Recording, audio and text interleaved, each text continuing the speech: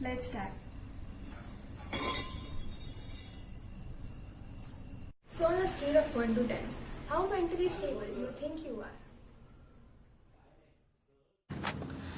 I don't know. Of late, I've been feeling very anxious over messy rooms and unorganized things. Like the other day, I went to my friend's place and her room was so dirty. But of course, I didn't say anything because how can I control other people, right? But it was very unsettling. And you know, the dust merely settling on tabletops makes me so uncomfortable. So what do you do about it? No, I don't even touch it. I just let it be like that. I cannot bear it if I see dirt anywhere because I have OCD. So like my mental health is actually racing down the negatives.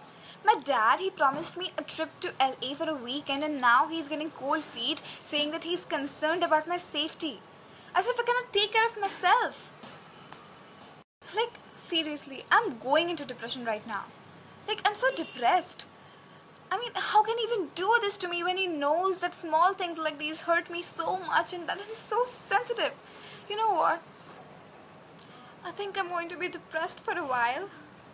If this is depression, poor people would be depressed all the time. Let's move on to the last person. How bad do you think your anxiety is?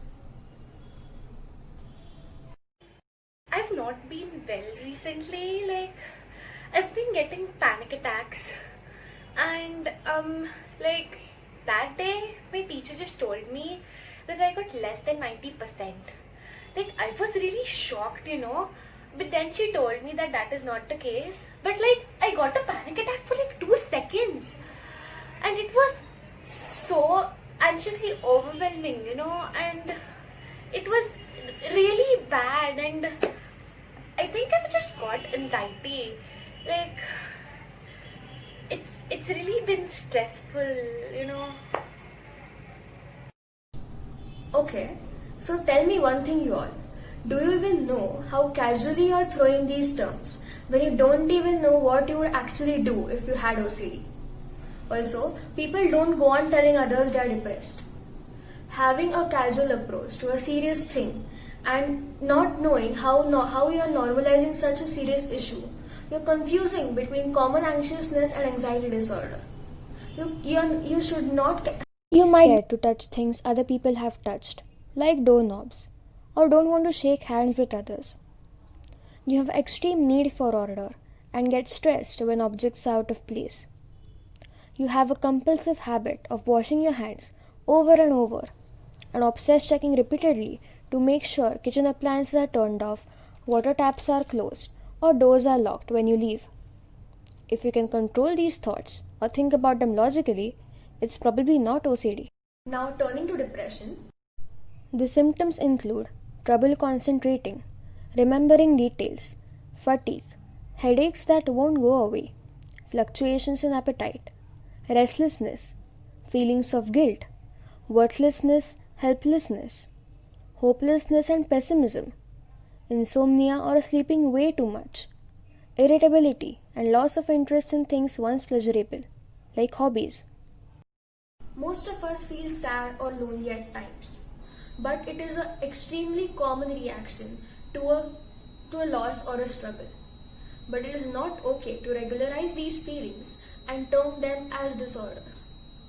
The same happens with anxiety. Common anxiety is okay, but anxiety disorders are different. They are a group of mental illnesses which cause constant and overwhelming fear and anxiety. When you have anxiety disorder, you feel excessive, unrealistic worry and tension with little or no reason. You feel sudden tension that brings on a panic attack, during which you may break out in sweat, have vomiting episodes, etc. You may have an intense fear of a place where it seems hard to escape, like an elevator. You may feel anxious if a certain person you're close to leaves your sight. Anxiety disorders make it hard to breathe, sleep, stay still, and concentrate. When you generalize these disorders and use these terms to describe the normal feelings in life, It trivializes and belittles the courageous battle a person is fighting and the struggles they are overcoming each and every day. Mental health illnesses are hard to understand unless you are living with them. To use such terms on a day-to-day basis is insulting and is like mockery. So let's extend a compassion and empathy and stop this casual approach. Let's gain a serious perspective and live life with a healthy mind and body.